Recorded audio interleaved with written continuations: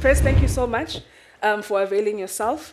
It's been a hectic couple of months, weeks. We're about a few days away from the 29th of May. What's on your mind at this point in time? Reflections on work you've done, reflections on work that you still want to do. You mean what I did in the past few weeks? A few years. I campaigned. Few years. Few years, Pres, few years. Yes. No. When we got into office, the past 5 years and one earlier year, we had expected to do a great deal, much more than we did. But as we got in, there were headwinds, a number of headwinds. Some of those were of our own making, and some were those that were not of our own making. No sooner had we got into office, and I can count a number of them, COVID hit us.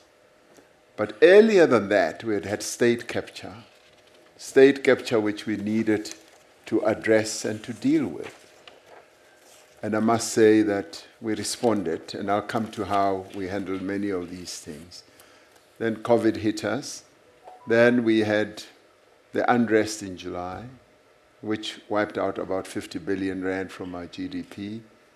Then we also had the real beginning massive load shedding, the energy crisis, and started hitting us in one of the worst ways.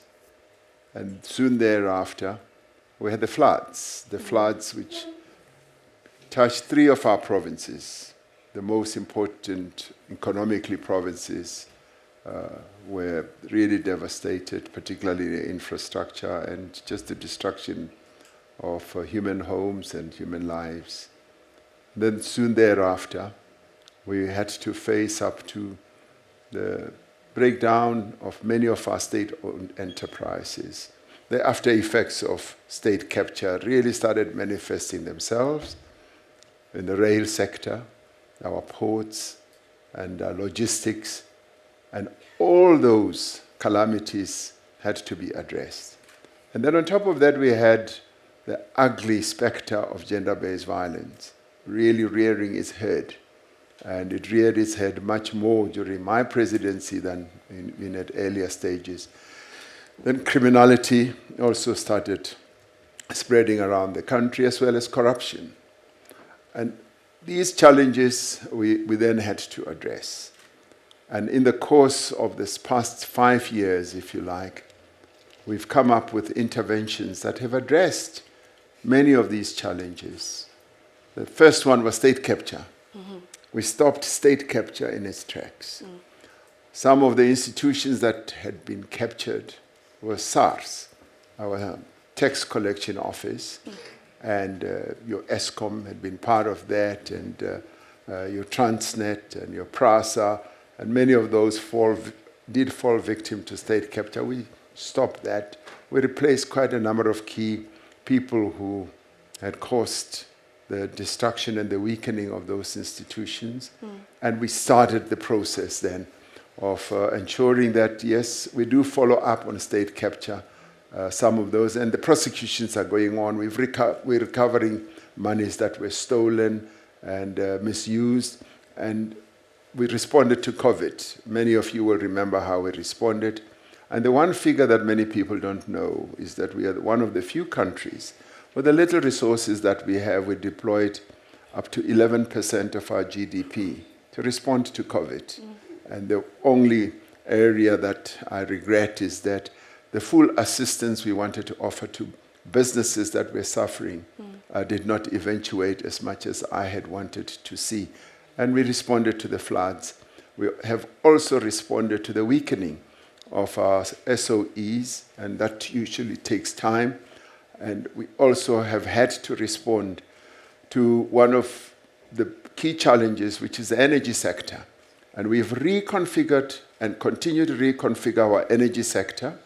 And through that reconfiguration process, we're now beginning to stabilize the generation of energy through the involvement of the private sector And we've seen 170 billion rand being poured into renewable energy processes, and the transmission is now in a separate company, and we're now going to restructure our transmission so that it's well positioned for the future.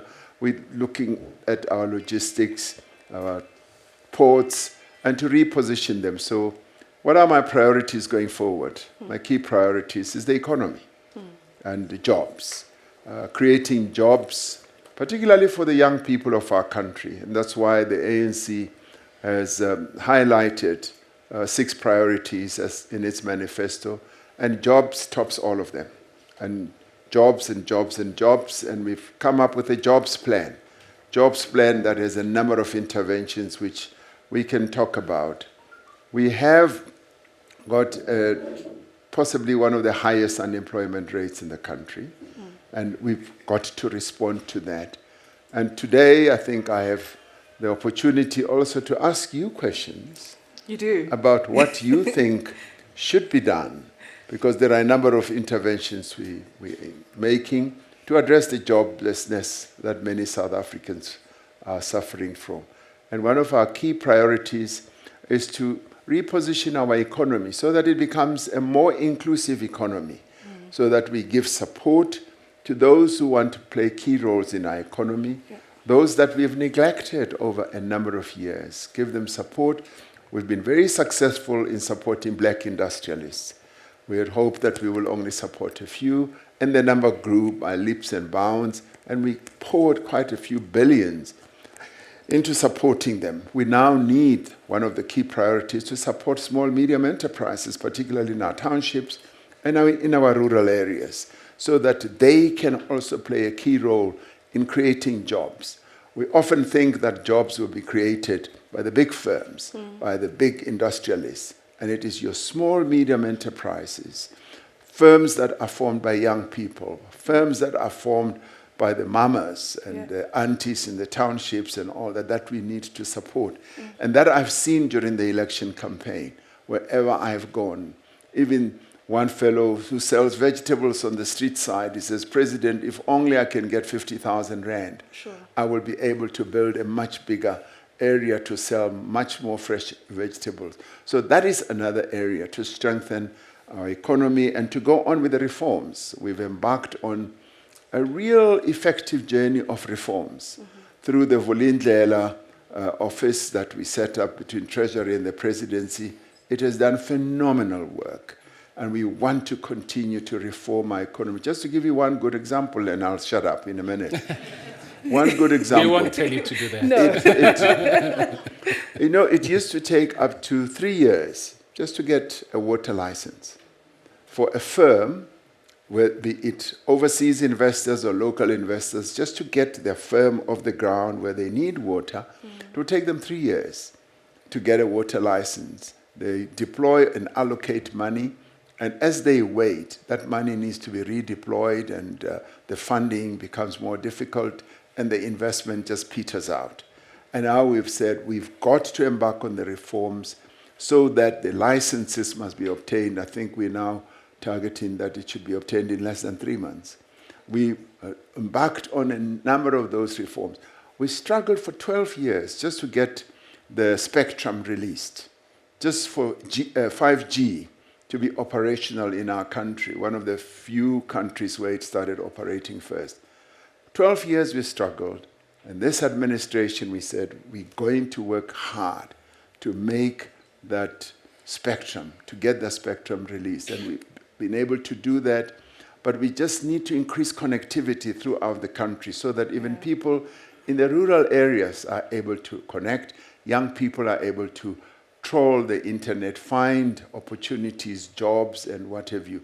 So the economy is going to be the key focus so that we reindustrialize our country, but to restructure this economy and make sure that we address the issue of monopolies. Our economy is highly monopolized.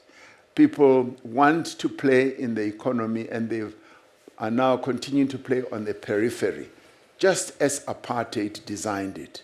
And we want to change that so that everybody feels that this is the economy that they can also play a role in. That's why we've come up with various interventions, the master plans in textile and clothing, in agriculture, in the sugar industry, and many others. So we want to push with that. And in the 7th term, that's what's going to be the key focus, and have an industrial policy that is going to be modern and focus on skills that our people should have, young people especially, so that the the opportunity increase more and more.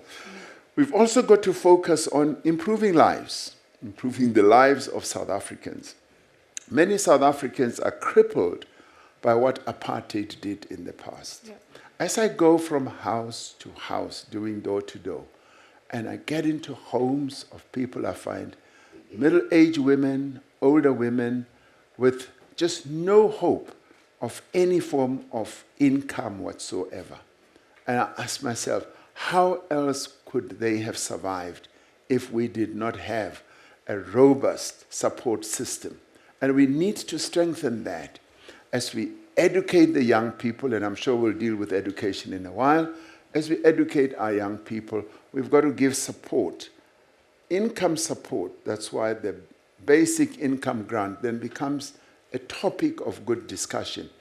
The National Health Insurance, which we'll also talk about, also addresses the social aspects of the condition of our people and how we remove the apartheid that has been inherent in healthcare in our country for decades and decades.